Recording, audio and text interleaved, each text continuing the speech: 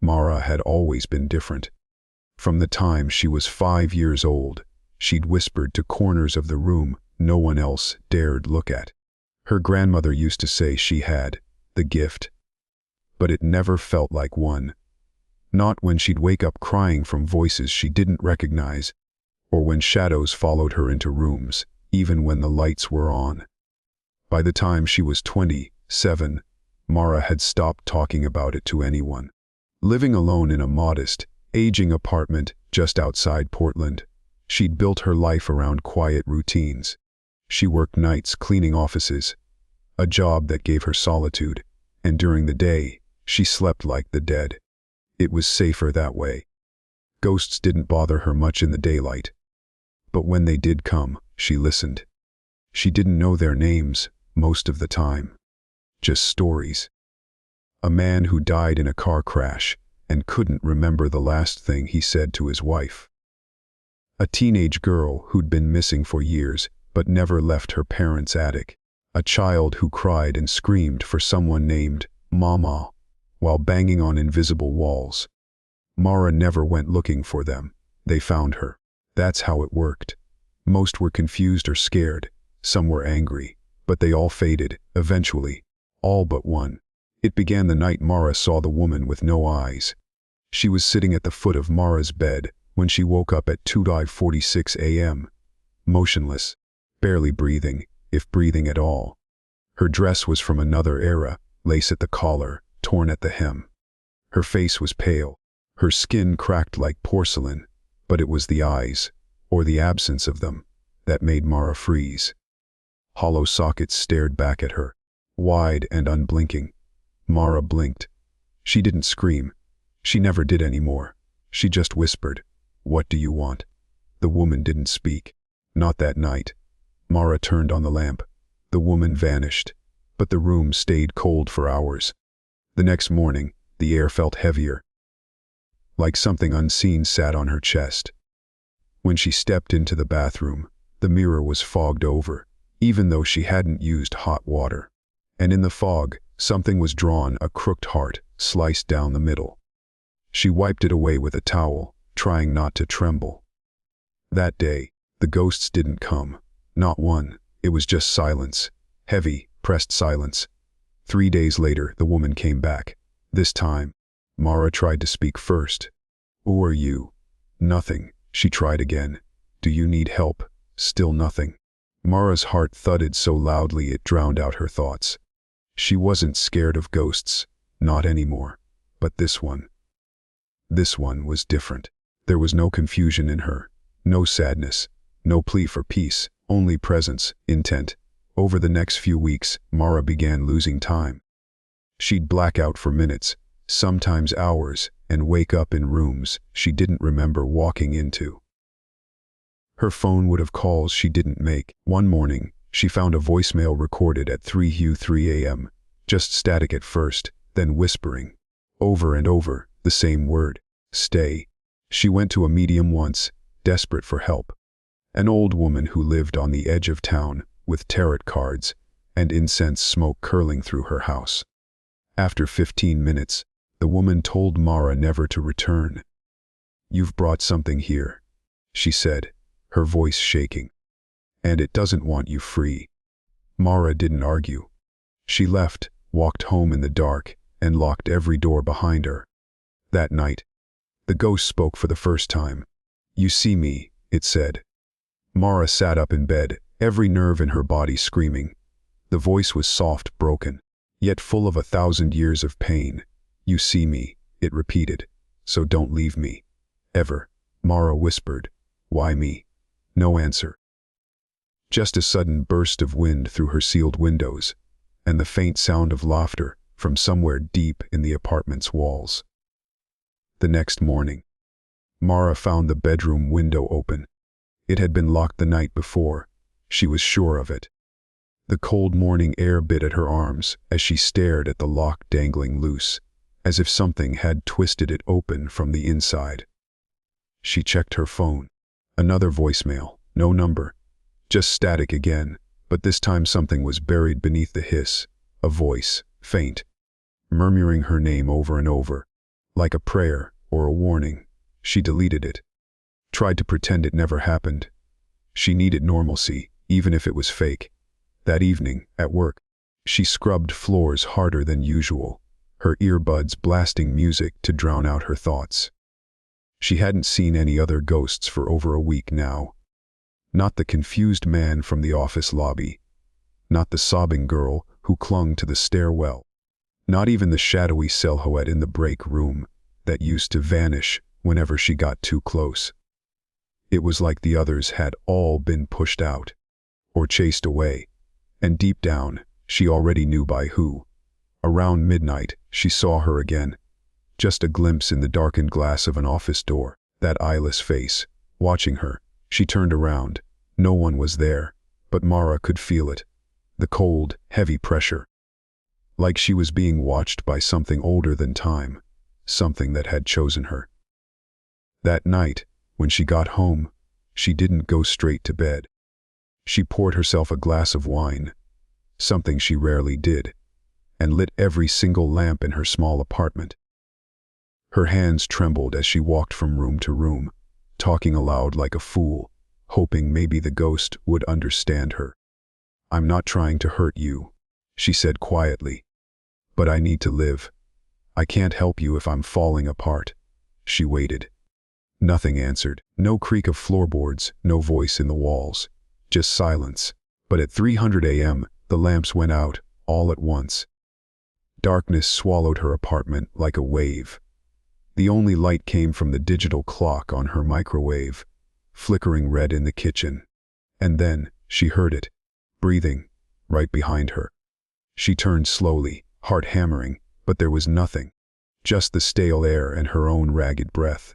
Still, the sound didn't stop. It grew louder. Closer. "You can't leave me," the ghost whispered. But now the voice wasn't soft. It was harsh, desperate. "I'm not yours," Mara said aloud, louder than she meant to. "You don't get to choose me. I didn't ask for this." And for the first time, the ghost screamed. It wasn't human. It wasn't rage. It was grief. Violent, raw grief that shattered the stillness like a bomb. The glass of wine exploded on the floor. A picture frame fell from the wall and cracked. Somewhere in the building, a neighbor's dog started barking. Then silence again. But the message was clear. Mara wasn't just seeing this ghost anymore. She was being claimed. The next morning, a package arrived at her door, no return address. Wrapped in plain brown paper. Inside a photo, old, faded. A group of women in black, posing in front of what looked like a sanatorium. At the far right stood a woman with an eerily familiar face. Only younger. Her eyes had been scratched out with something sharp. On the back of the photo, a single line was written in pencil. "She always finds the ones who listen." Mara dropped the photo like it burned. She was done pretending. Something was after her, and it wasn't just another lost spirit. It was something that chose her. Something intelligent, calculating and possessive, and somehow it wasn't letting go. Not this time. Mara didn't sleep that night. She sat on the couch with the photo on the table in front of her, its edges curling up as if it were trying to hide its own truth. The woman's face, so eerily similar to the ghost, haunted her. Her eyeless stare burned into Mara's mind. Whoever she was, she had lived and died, with anger carved into her bones. And now, she had chosen Mara. By sunrise, Mara knew she couldn't keep doing this alone. She didn't believe in exorcisms or priests. Those were for TV. But she did believe in knowledge. If this ghost was real, then it had a history. And that history had to be somewhere. She took the photo to a local library, one she hadn't stepped into since she was a kid. The place smelled of dust and forgotten words. She went straight to the local history archives in the back, where old records, birth and death certificates, and newspaper clippings were stacked in filing cabinets no one touched anymore. She started with the photo. There was no date, but the clothing hinted at early 1900s. The building in the background looked like the old Crestville asylum. A place she had only ever heard of in whispered stories. Supposedly demolished in the 70s, it had once been a women's mental institution infamous for cruel treatments. Shock therapy, ice baths, isolation, even lobotomies. She dug through a cabinet marked Crestville Records 1901-1930. After an hour, her hands stiff and paper cut, she found it. Margaret Aline Baines, admitted 1909. Diagnosed with melancholia, delusions of voice and sight. Condition worsening. Note from 1911. Patient claims to speak with the dead. Violent outbursts observed. Staff warned of obsessive tendencies. Recommends permanent confinement. No record of discharge. Only a simple note under status, deceased, 1913. No cause listed. Mara sat back in the cracked library chair, heart thumping. Margaret, the woman in the photo. The one without eyes. She had been locked away because she was like Mara. Because she heard them. Because she saw. And maybe because she wouldn't stop. As Mara left the library, storm clouds began to gather above. The wind picked up fast, swirling dead leaves through the parking lot. It felt unnatural. Like the world was reacting to what she'd learned. Like Margaret knew. Back at home, the apartment felt wrong the moment she stepped in. Her plants had all wilted, overnight. The air smelled like metal and damp earth. And someone had written on her bathroom mirror again. This time in something darker than condensation. I'm here because you called me. Mara's legs almost gave out. She hadn't called anyone. But the ghost, Margaret, must have believed otherwise. Maybe being able to see her was enough. Maybe simply listening had opened something. She couldn't ignore it anymore. She needed help. So, she went to the one person she hadn't spoken to in years, her mother. They hadn't talked since Mara was 19. After a long night of voices and tears and trembling hands. Her mother had called her, sick, told her she needed medication. Not ghost stories. Told her the voices were in her head, like they were for her grandmother, before she swallowed a bottle of sleeping pills, and was never found in time. But Mara remembered something else too. Her mother used to hear them too. Mara drove through 2 towns, gripping the steering wheel like a lifeline, until she reached the weather-worn house she hadn't seen in nearly a decade. Her mother answered after 5 knocks. Older, gaunt, eyes that looked like she hadn't slept in years. Mara, she said, surprised and wary.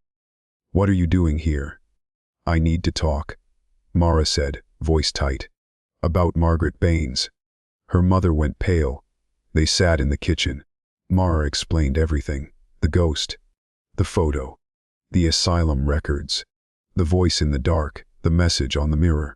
Her mother didn't interrupt. She only stared, eyes growing glassy. Finally, she spoke. I saw her once. Just once.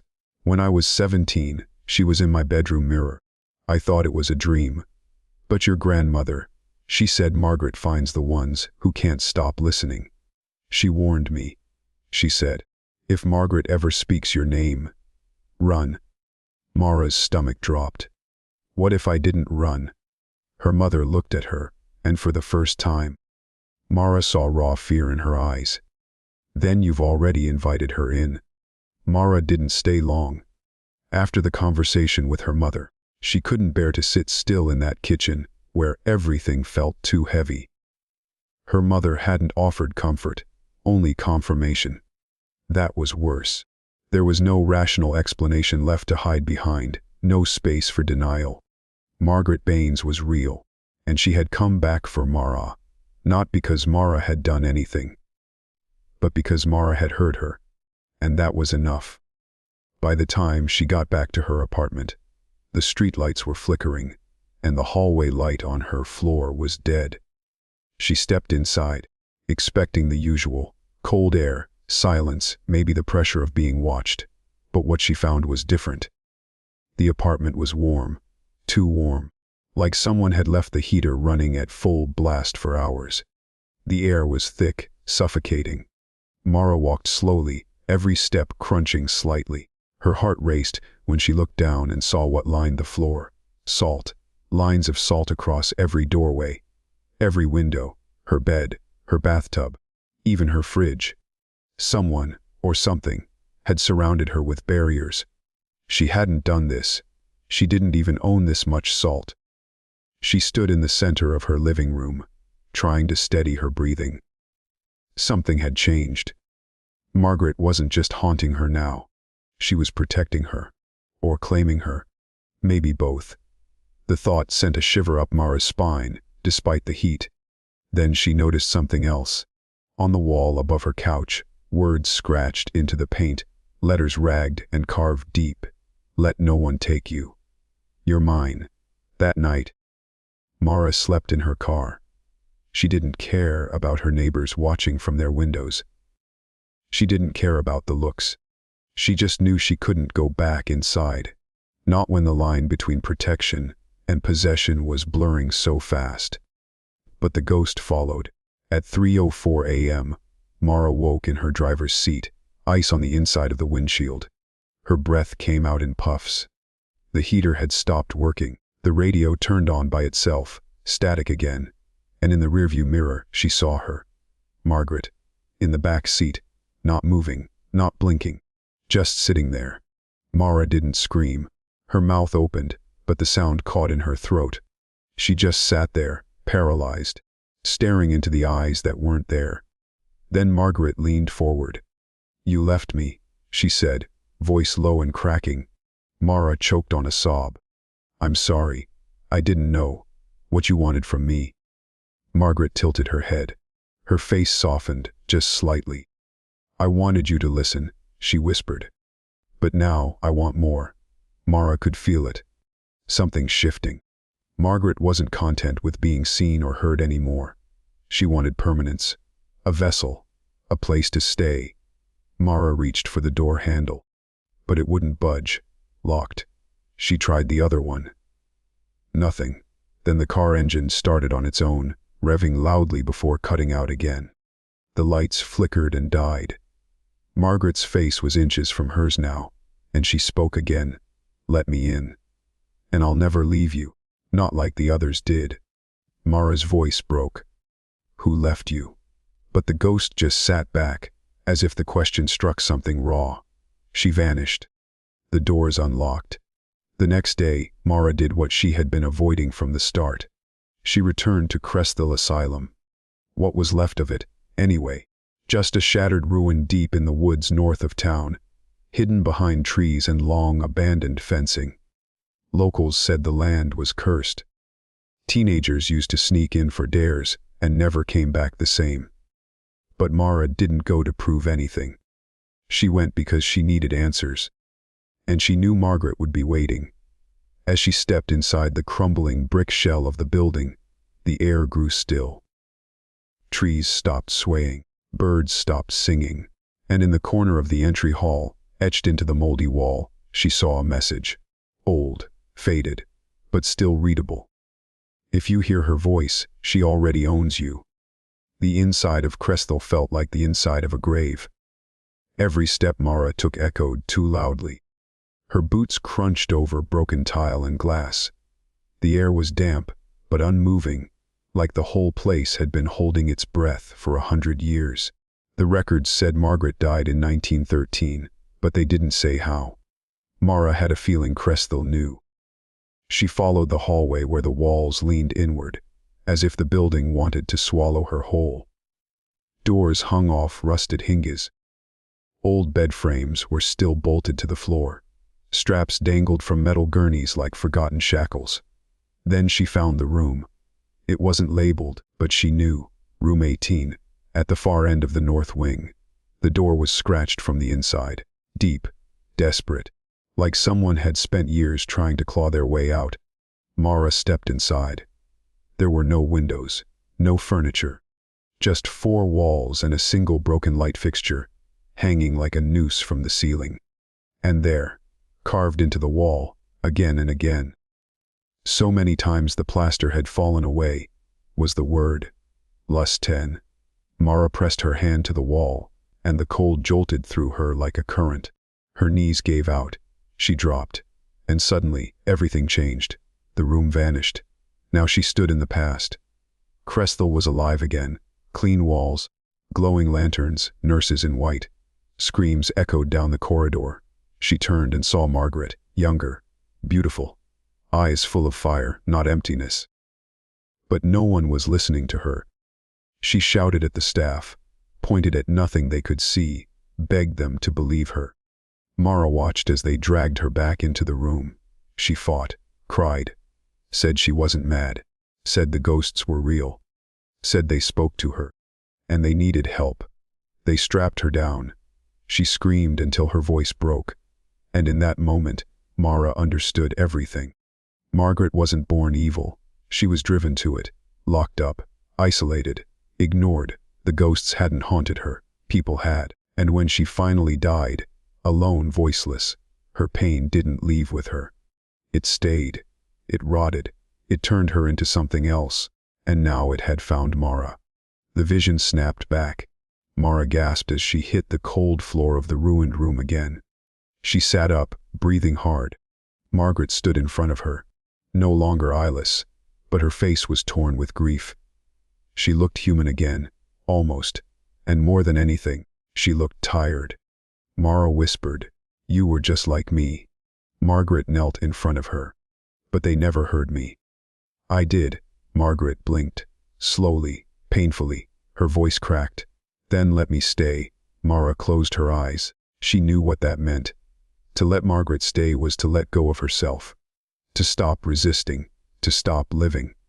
But maybe there was another way. Mara stood.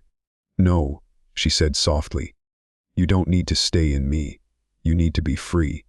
She took the salt from her pocket. She'd brought it, just in case, and drew a circle around the room. Whispered the words her grandmother had once said in fear, not power. "I see you. I hear you. And I release you." The walls trembled. Margaret screamed, but not in anger. It was a scream of grief being ripped from her soul, of pain being peeled away, of letting go. Light flooded the room, sharp and white. And when Mara opened her eyes again, Margaret was gone. Not vanished. Gone. No more cold. No more whispers. Just silence. Real silence. That night, Mara returned home. The mirrors were clean. The air was warm. The salt was gone. And when she lay in bed, for the first time in months, no one stood at the foot of it. She didn't forget Margaret. She never would. Because speaking to ghosts always comes at a price. And Mara had paid hers. But she also knew something else now. She wasn't just someone who listened to the dead. She was the one who could finally let them rest.